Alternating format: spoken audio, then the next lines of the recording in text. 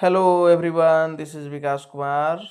I welcome you all in my channel Vikas Tutorial, and today I have brought exercise 120 from Oxford Current English Grammar, and this topic is so important for you all, that is common errors. Common errors or spotting errors it is called. There are 40 questions in it and I will solve all these questions one by one. You may see here 40 questions. And topic is so important for you all. So without wasting your time, I am going to solve these questions one by one. Try to learn something from it. तो देखिए पहला question जो है exercise 120 का, यहाँ लिखा हुआ है कि he is my cousin brother. He is my cousin brother, cousin के साथ ब्रदर नहीं आता है, ठीक है, ये गलत हो गया। ब्रदर जो है नहीं लिखना चाहिए, कजिन के साथ ब्रदर या सिस्टर नहीं लिखा जाता है।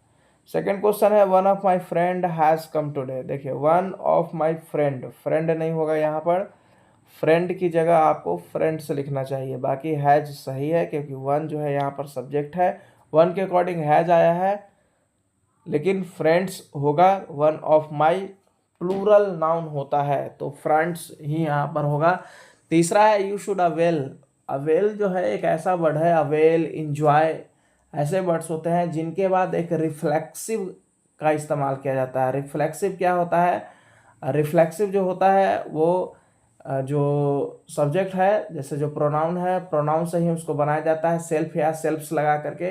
तो you should avail your self यहाँ लिखना होगा, your SELF, self, your self of this. You should avail your self of this. Avail के बाद हमेशा एक रिफ्लेक्सिव लगाया जाता है, आप याद रखिए। रिफ्लेक्सिव बनाने के लिए सेल्फ या सेल्फ्स लगाते हैं। अगर सिंगुलर है तो सेल्फ लगाइए, प्लूरल है तो सेल्फ्स लगाइए। क्वेश्चन नंबर 4 है माई टेबल्स लेग इज ब्रोकन। इसको लिखना होगा, देखिए कभी भी याद रखिए, ठीक है, कि नॉर्मल कंडीशन में, जनरल कंडीशन में किसी भी नॉन लिविंग थिंग के साथ एपोस्ट्रोफी एस नहीं लगाया जाता है। लगाया जाता है लेकिन जनरल केस में नहीं लगाया जाता है। कुछ स्पेशल केस हैं जहाँ पर एपोस्ट्रोफी एस नॉन लिविंग के साथ लगाते हैं, लेकिन यहाँ पर नहीं लगाएंगे क्योंकि अब एक चीज़ और होता है इसमें कि इंग्लिश है, ठीक है, इंग्लिश एक ऐसा टॉपिक है, सब्जेक्ट है जिसमें जितने भी रूल होते हैं, हर रूल के कुछ ना कुछ एक्सेप्शन होते हैं। तो यहाँ पर टेबल जो है नॉन लिविंग थिंग है, नॉन लिविंग थिंग के साथ नहीं लगाया जाता है, लेकिन कहीं कहीं लगाया भी जाता है। तो जो यहाँ पर लगाया जाता है वो एक्सेप्शन होता है, और जहाँ पर नहीं लगाया जाता है वो रूल होता है। जितने रूल उतने एक्सेप्शन।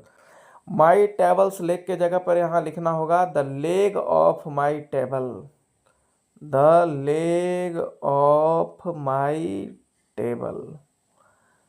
एपोस्ट्रॉफी बनाने का दो तरीका होता है, या तो आप एस लगाइए, एपोस्ट्रॉफी एस लगा के बनाइए, या फिर ऑफ लगाइए, OF, ऑफ।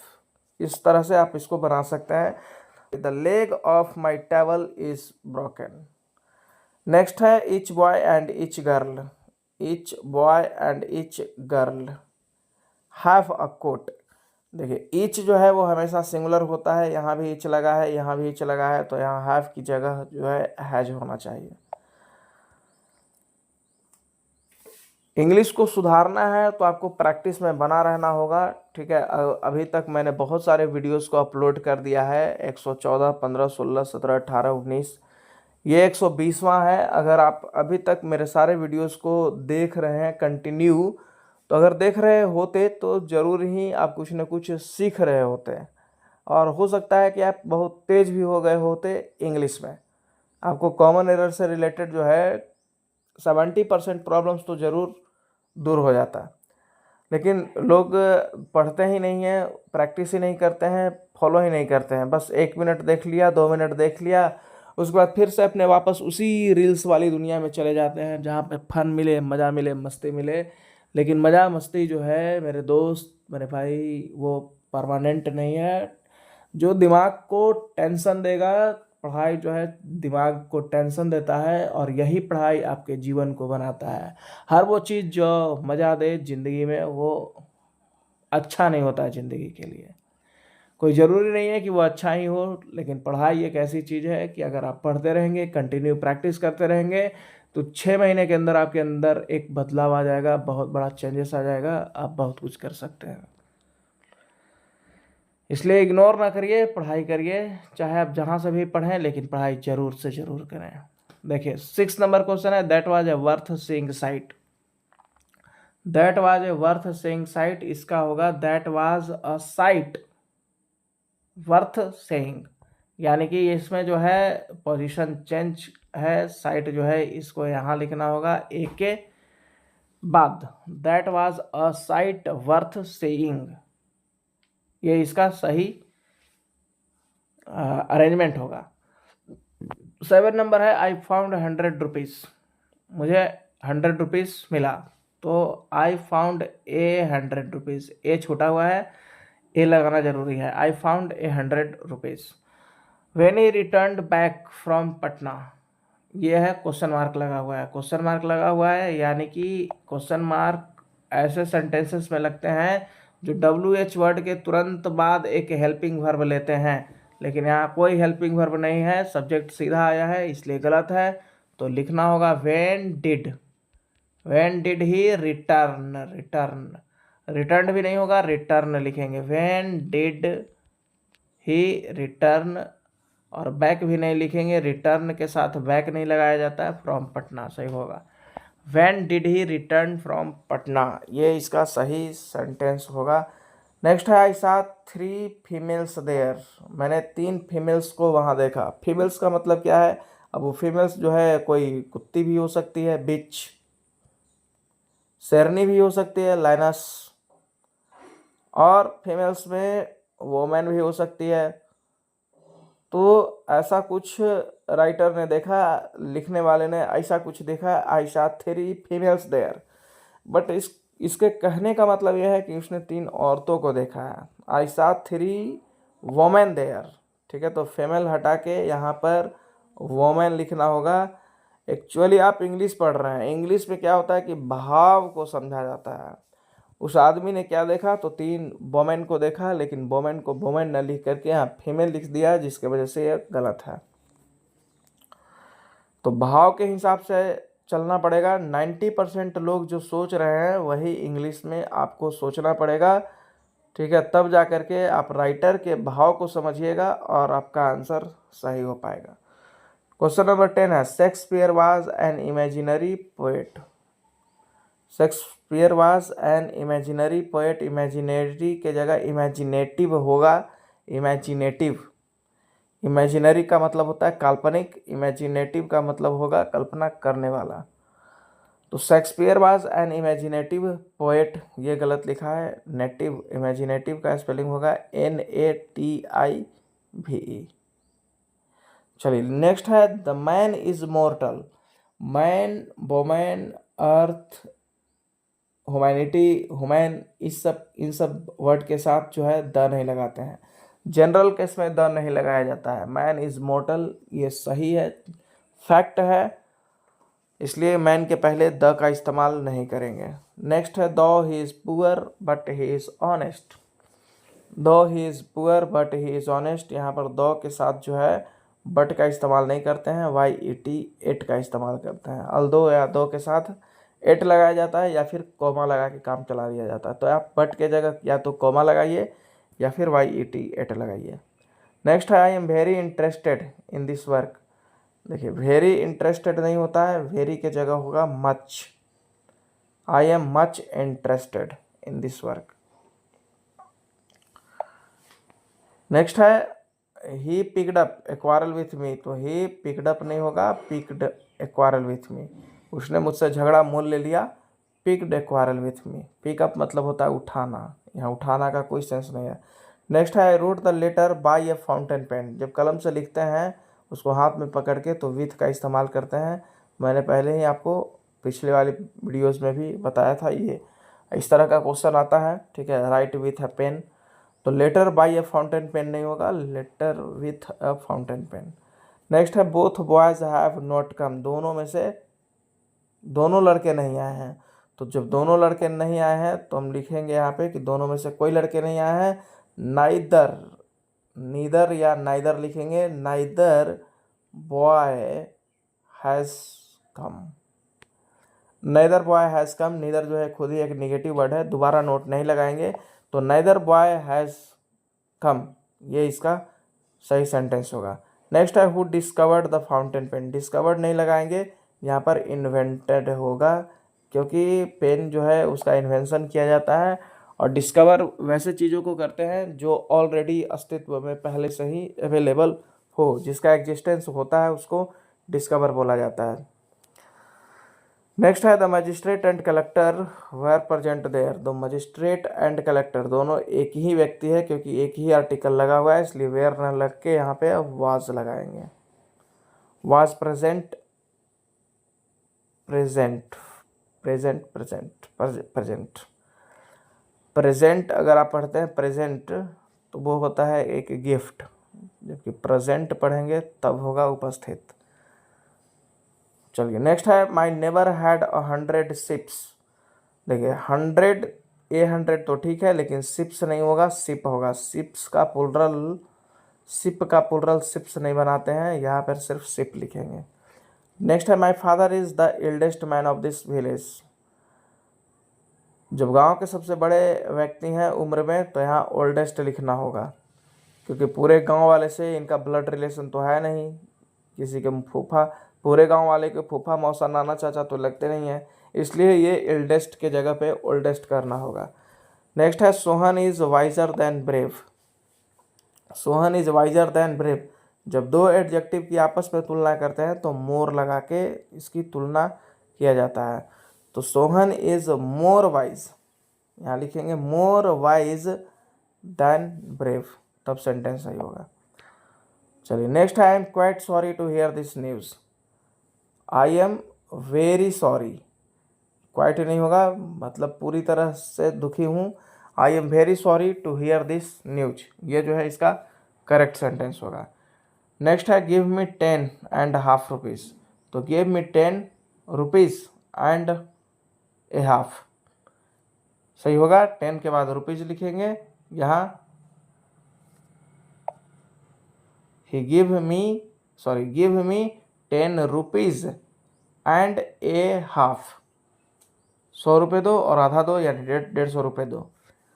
नेक्स्ट है ही सेड मी अ थिप, उसने मुझे चोर कहा, तो उसने मुझे चोर कहा नहीं, ही called me a थिप, he called me a थिप, उसने मुझे चोर बुलाया, he called me a thief. Next है फ्रॉम विच ट्रेन, देखिए जब ट्रेन के साथ हम लोग प्रीपोजिशन लगाते हैं तो बाई ट्रेन लिखते हैं, तो जब बाई ट्रेन लिखते हैं तो यहाँ होगा by which train, by which train did she come, कौन सा ट्रेन से आई, बाई लगाएंगे यहाँ पे। नेक्स्ट है आई बाउट 2 डजन्स पेन्स, तो देखिए 2 डजन्स नहीं होगा, डजन के जगह यहाँ डजन होगा, डजन होगा, डजन ठीक है, डजन। जैसे यहाँ पर देखिए हंड्रेड्स नहीं लिखा होगा कहीं पे, देखिए यहाँ पर जो है 100 में एस नहीं लगा हुआ है, जब यहाँ पर 100 में एस नहीं लगा हुआ है तो सेम इसी तरह से यहाँ डजन में भी एस नहीं लगेगा। I have 2 dozen, I bought 2 dozen pens. Next है he asked that what are you doing, यहाँ दैट भी लगा है, व्हाट भी लगा है, एक कंजंक्शन को हटाना होगा, दैट को हटाएंगे, ही आस्क्ड व्हाट, आर को इधर लेके आएंगे और यहाँ वेयर लिखेंगे, what were you doing, what you were doing, यहाँ लिखेंगे व्हाट यू वर डूइंग, यानी यार यहाँ से हटा देंगे, he asked what you were doing, ये सही होगा, क्योंकि WH वर्ड के बाद तुरंत ही सब्जेक्ट आना जरूरी है, अगर लास्ट में क्वेश्चन मार्क नहीं है तो। नेक्स्ट है which is the oldest Rome और Athens, which is the oldest Rome और एथेंस, दो ही चीज़ों की तुलना हो रही है, इसलिए ओल्डेस्ट नहीं लगा करके यहाँ पर ओल्डर लगाएंगे, और द भी हटा देंगे क्योंकि द सुपरलेटिव डिग्री के वजह से आता है। तो विच इज़ ओल्डर, रोम और एथेंस। चलिए 10 क्वेश्चन और है। देखिए what can be done should be done, जो किया जा सकता है उसको किया जाना चाहिए, ये सेंटेंस पूरी तरह से सही है, कोई एरर इसमें नहीं है। He is in the committee, in the committee नहीं होगा, ऑन द कमिटी होगा, he is on the committee, वह कमेटी में है, कमेटी में रहता है, कमेटी में है, जुड़ा हुआ है, तो he is on the committee. Next है ही वेंट फॉर राइडिंग, तो ही वेंट राइडिंग, वह सवारी करने गया, वेंट राइडिंग, वेंट फॉर हटा देंगे। We had a good play of football, good play नहीं होगा, गुड गेम होगा, good game of football. We had, हम लोगों ने खेला, a good game of football, had का मतलब यहाँ खेलना होगा, हम लोगों ने खेला फुटबॉल का एक बहुत बढ़िया गेम। नेक्स्ट है द डॉक्टर सा हर पल्स, डॉक्टर पल्स नहीं देखता है, ठीक है, ये फील करता है, तो डॉक्टर फेल्ट, FELT, फेल्ट हर पल्स, डॉक्टर ने उसके नाड़ी को महसूस किया, पल्स को। नेक्स्ट है he could not inter into the room, inter एक ऐसा वर्ड होता है जिसके बाद कोई प्रीपोजिशन नहीं लगाते हैं, तो इंटर द रूम डायरेक्ट होगा, he could not enter the room. चलिए 36 है I did not know why he does not read. देखिए वाई के बाद सब्जेक्ट आया है, तो ये तो ठीक है, लेकिन यहाँ पे यहाँ देखिए कि डिड नॉट नो ये पास्ट टेंस में है। जब इधर पास्ट टेंस में है, मेन क्लाउज पास्ट टेंस में होता है, नरेशन का मेन क्लाउज अगर पास्ट टेंस में है तो दूसरा वाले को भी पास्ट में ही रखते हैं, इसलिए डज हटा के यहाँ डिड कर देंगे, बाकी सब सही है। 37 नंबर है I met an accident, I met with an accident, met के बाद विथ लगाएंगे, विथ एन एक्सीडेंट एक आइडियोमेटिक फ्रेज होता है।